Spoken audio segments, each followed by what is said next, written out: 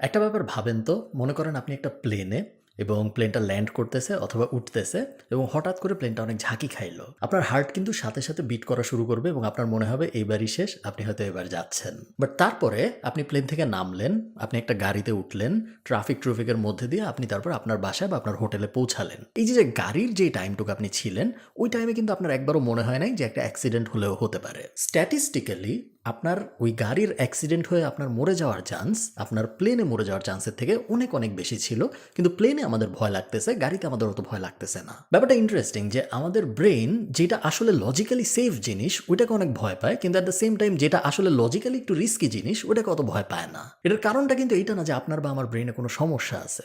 এটার কারণ হলো আমাদের ব্রেনে অনেক পুরানো একটা অপারেটিং সিস্টেম আছে যেটা অ্যাকচুয়ালি আপগ্রেড করা হয় নাই। আজকে আমি আপনাদের বলবো কিভাবে আমাদের ব্রেন এই পুরানো সফটওয়্যার ইউজ করতেছে এবং কিভাবে আমি এবং আপনি দুইজনই আমাদের ব্রেনকে আপগ্রেড করতে পারি। চলুন শুরু করা যাক। অনেক অনেক আগের কথা, অ্যানসেস্টর আমলের মানুষদের কথা বলতেছি, আজকের থেকে কয়েকশো বছর আগে। মনে করেন এক ছেলে জঙ্গলে হাঁটতেছে। জঙ্গলে হাঁটতে হাঁটতে হঠাৎ করে একটা শব্দ শুনলো, একটা গাছের ডাল ভেঙে যাওয়ার শব্দ।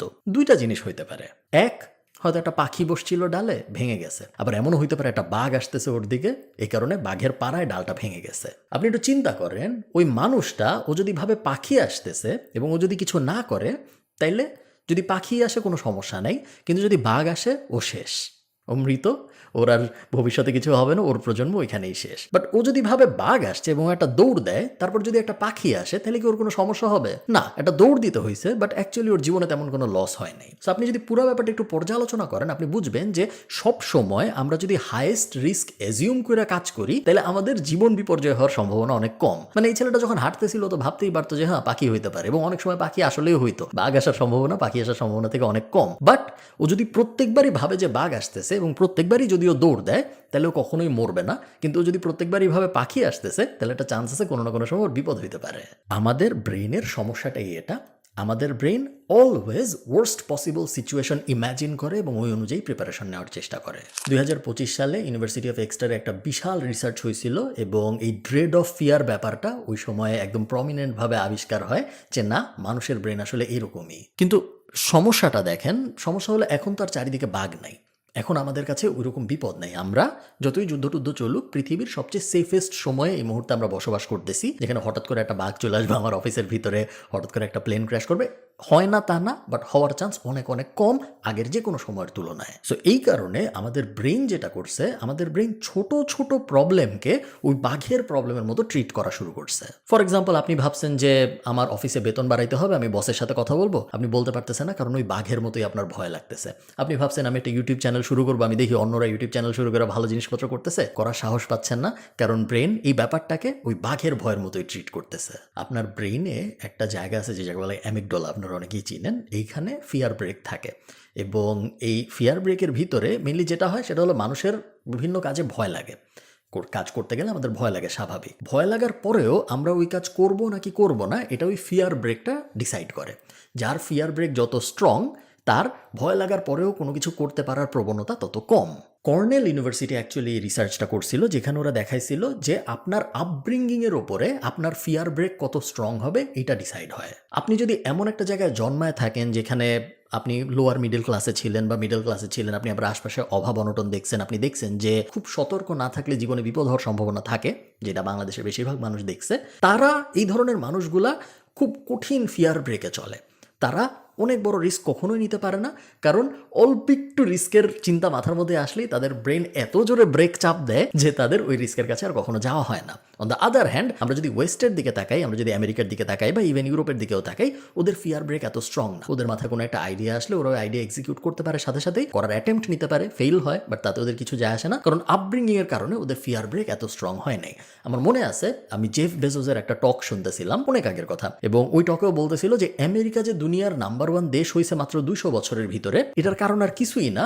এটার কারণ হলো আমেরিকায় কোনো একটা গ্রামের ভিতরে একটা ছেলে $1,00,000 রেইজ করতে পারে, রেইজ করার পরে একটা আইডিয়া বানানোর চেষ্টা করতে পারে, তারপরে ওই আইডিয়া ফেল করতে পারে, তারপরে ওরা সবাই কাঁধে তুলে নাচবে, কারণ ও একটা $1,00,000 আইডিয়া টেস্ট করছে বা ট্রাই করছে করার। এই জিনিস পৃথিবীর আর কোনো জায়গায় করা সম্ভব না যেখানে এই লেভেলে ফেইলারকে সেলিব্রেট করা হয়। এবং জেফ বেজোসের মতে ওটা একমাত্র কারণ যে কারণে আমেরিকা আজকে যেখানে পৌঁছাইছে ওখানে পৌঁছাইতে পারছে এবং অন্য কেউ পারে না। সো এই ব্যাপারটা আপনার একটু বুঝতে হবে যে আপনি যদি রিস্ক নিতে না পারেন এটা অ্যাকচুয়ালি আপনার দোষ না, এটা মেইনলি আপনার ব্রেনের ভিতরে ছোটোবেলার থেকে আপনার জন্মগত কারণে, অনেক সময় আপনার বাবা মার জন্মের পরে ওনারা যে হার্ডেল ফেস করছে ওইটা জেনেটিক্যালি আপনার ভিতরে চলে আসছে। পুরো ব্যাপারটা যদি আপনি মিলান, আপনার ব্রেক আসলে এত স্ট্রং হয়ে গেছে আপনি নিজেও বুঝতেছেন না কেন আপনি রিস্ক নিতে পারতেছেন না।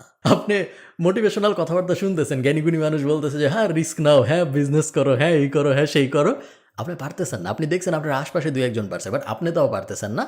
আপনার দোষ না, আপনার ব্রেনের সেট আপটাই অন্যরকম।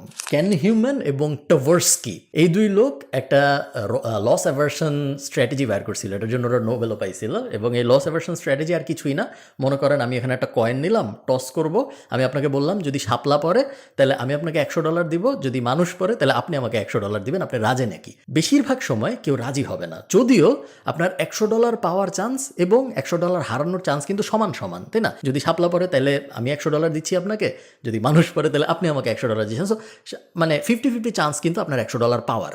বাট তারপরেও আপনি বেশিরভাগ সময় এটা রাজি হবেন না, বেশিরভাগ মানুষ রাজি হয় না। তার কারণ $100 হারানোর বেদনা $100 পাওয়ার আনন্দের থেকে অনেক অনেক গুণ বেশি। এই কারণটা, এবং একটু আগে আমি আপনাদের যে ফিয়ার ব্রেকের কথা বললাম, এই দুইটা যদি আপনি মিলান তাহলে আপনি বুঝতে পারবেন যে আমি লস করতেও অনেক ভয় পাই এবং আমি রিস্ক নিতেও পারি না আমার ফিয়ার ব্রেকের কারণে। দুইটা ব্যাপার যখন কম্বাইন হয় তখন আমরা ওই যে জবের ভিতরে ছিলাম ওই জবের ভিতরেই থেকে যাই, যেই কাজ আমরা করতেছিলাম ওই কাজই আমরা করতে থাকি, যদিও আমরা জানি যে আসলে আমরা আগাচ্ছি না জীবনে, আমরা যে সেম সাইকেল রিপিট করতেছি প্রত্যেক দিন, আমরা অন্য কিছু করতে পারি না, জাস্ট ওই দুইটা কারণে। আরেকটা বিষয় আছে যেটাকে বলে মেমোরি শর্টকাট।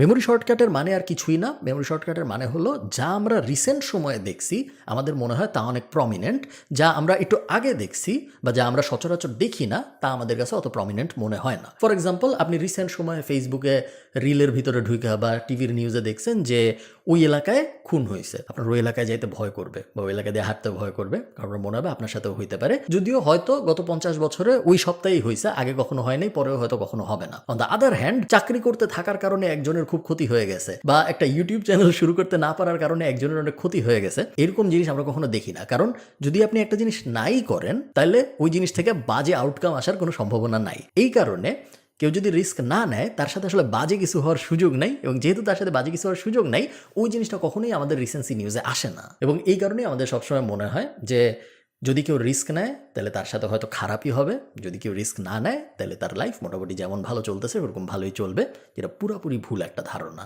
তো জ্ঞান বুঝলাম, জ্ঞান দিয়ে তো আর জীবন চলবে না, আমাদের ভাবতে হবে যে ঠিক আছে আমাদের ব্রেনে সমস্যাটা আছে, আমরা জানি আমরা থার্ড ওয়ার্ল্ড কান্ট্রির মানুষ, আমাদের ভিতরে ওই ব্রেক স্ট্রং, এটা আমরা সবাই বুঝছি জন্মগতভাবে, আমরা কিভাবে এর মধ্যে থেকে বের হব। ভালো ব্যাপার হইলো সায়েন্টিস্টরা অলরেডি বের হওয়ার সলিউশন বাইর করে রাখছে, আপনারা তো চিন্তা ভাবনা করতে হবে না। 1 নম্বর নিয়ম 10-10-10 রুল ফলো করা, 3টা 10, এবং 10-10-10 রুল আর কিছুই না, কোনো একটা কিছু যখন আপনার সামনে আসবে যেটা একটু রিস্কি মনে হবে আপনার, আপনি ওটা 3টা জিনিস জিজ্ঞেস করবেন। 1 নম্বর জিনিস, এই কাজটা যদি আমি এখন করি 10 মিনিট পরে আমার কেমন লাগবে? বেশিরভাগ সময় এটার উত্তর হলো কাজটা করার সময় যেরকম লাগতেছিল 10 মিনিট পরেও সেরকম লাগবে, কাজটা করার সময় যদি নার্ভাস লাগে 10 মিনিট পরেও হয়তো আপনার নার্ভাস লাগবে। সেকেন্ড প্রশ্ন হলো 10 মাস পরে যায় আমার কেমন লাগবে আজকে যদি আমি এই কাজটা করি? এটার উত্তর হয়তো ভালো লাগবে যে 10 মাস আগে আমি এরকম একটা কাজ করছিলাম। অনেকে বলতে পারে না, আমার হয়তো 10 মাস পরে যে আমি বুঝবো যে আগে এই কাজটা করা আমার ভালো ছিল নাকি খারাপ ছিল, এটা 10 মাস পরে যাই আসলে বোঝা যাবে, এখন বোঝা যাচ্ছে না। থার্ড, 10 বছর পরে যায় আমার কি মনে হবে আজকের দিনে যদি আমি এই কাজটা করি, 10 বছর পরে যায় আমার মনে হবে যে এই কাজটা করা ভালো হয়েছিল বা খারাপ হয়েছিল।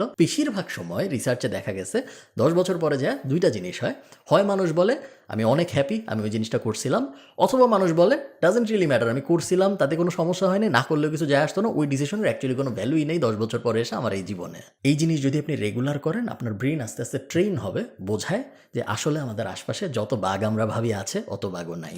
সেকেন্ড, অলওয়েজ চিন্তা করবেন পার্সেন্টেজে চিন্তা করার, এবং পার্সেন্টেজে চিন্তা করতে পারা খুব বড় একটা স্কিল। আমি যদি এই কাজটা করতে যাই তাহলে আমার কি ফেল করার চান্স আছে? বাজে কোয়েশ্চেন। ভালো কোয়েশ্চেন হলো আমি যদি এই কাজটা করতে যাই আমার ফেল করার চান্স কত পার্সেন্ট? ওকে, ফেল করার চান্স 50%। ঠিক আছে, আমার মধ্যে কি এমন কিছু আছে যেটা যদি আমি করতে পারি বা যেই স্কিলটা আমার আছে এই কারণে এই ফেল করার চান্স নর্মাল মানুষের 50%, বাট আমি এই 50%কে 35%-এ নিয়ে আসতে পারি? আছে হয়তো। যদি থাকে তাহলে আমার অবশ্যই ওই কাজটা করা উচিত, কারণ ওই কাজ সাধারণ মানুষ প্রত্যেক দুইজনের একজনে ফেল করে, বাট আমি যদি করি মাত্র 33% চান্স আমার ফেল করার, অবশ্যই আমার ওই জিনিস করার চেষ্টা করা উচিত। পুরো কনভারসেশনটাই কিন্তু বদলায় গেল জাস্ট পার্সেন্টেজে চিন্তা করার কারণে। লাস্ট, এটা একটা psychological thing, always imagine the worst and celebrate ইট। মনে করেন আপনি একটা জিনিস করার চেষ্টা করবেন, আমরা এই বেসিক এক্সাম্পলের ভিতরেই থাকি, আমি একটা ইউটিউব চ্যানেল খোলার চেষ্টা করবো এবং তারপর আমি ইউটিউব চ্যানেলে ভিডিও বানাবো। কেউ দেখলো না, আমি ধরে নিচ্ছি ওয়ার্স্ট কেস ওয়ার্স্ট হবে, আমি 100 ভিডিও বানাইলাম, কেউ দেখলো না। কেউ দেখলো না শুধু তা না, ওই ভিডিও দেখার কারণে আমার চাকরি চলে গেল, আমাকে সবাই ত্যায্য পুত্র ঘোষণা করলো কারণ আমি ভিডিও বানাইছি। ওয়ার্স্ট কেস সিনারিও আমি ভাববো এবং তারপরে আমি ওটা সেলিব্রেট করার চেষ্টা করবো যে ধুর, এটা কি হইলো আমার সাথে, আমি মাত্র 100টা ভিডিও বানাইলাম, এই কারণে এখন আমার সাথে এত খারাপ একটা ব্যাপার হইলো, এখন কি আমি আবার ফেরত যাইতে পারবো? ওকে, এখন যদি আমি ফেরত যাইতে চাই আমার কি করতে হবে? ভিডিও তো আর ডেফিনেটলি বানানো যাবে না, কারণ ভিডিও বানানোর কারণে আমার জীবন পুরো তছনছ হয়ে গেছে। তাহলে আমি করবো কি? একটা প্ল্যান সাজাই। So prepare for the worst and then create a plan. ওটা করতে করতে আপনি বুঝবেন যে এটাকে আপনি যত ওয়ার্স্ট ভাবছিলেন ওই জিনিস আসলে হওয়া সম্ভবই না, কারণ এত ওয়ার্স্ট কারোর সাথে হয় না।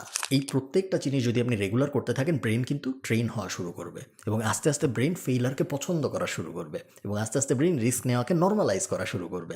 এবং এই দুটো ব্যাপার যখন হওয়া শুরু হবে তখন আপনি নিজেই বড় বড় রিস্ক নিতে পারবেন। এবং আপনি জানেন, এটা আমরা সবাই জানি, আমরা সবাই আমাদের আশপাশে হইতে দেখছি এটা, যে যদি আপনি রিস্ক না নেন, যদি করিম সাহেব যেটা করতেছে আপনিও সেটা করেন, তাহলে আপনার রেজাল্ট করিম সাহেবের মতোই হবে, বা মার্জিনালি ভালো হবে বা মার্জিনালি খারাপ হবে। আপনার কখনোই রেজাল্ট রহিম সাহেবের মতো হয়ে যাবে না, যে রহিম সাহেব রিস্ক নিছিল। রিস্ক আপনার নিতেই হবে যদি আপনি সবার মতো রেজাল্ট না চেয়ে অন্যরকম রেজাল্ট চান। রিস্ক নেওয়ার জন্য আমাদের নিজেদের ব্রেনকে প্রস্তুত করতে হবে।